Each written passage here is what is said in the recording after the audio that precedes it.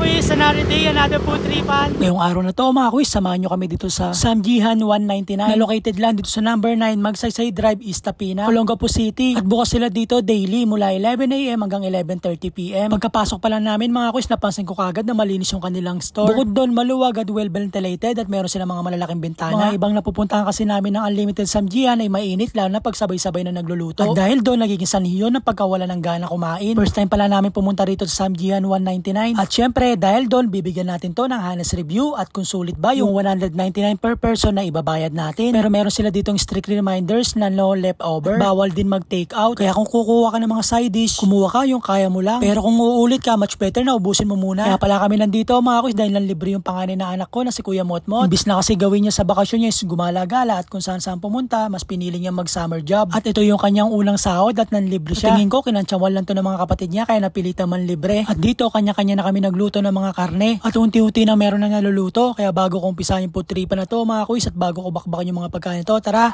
Ay po.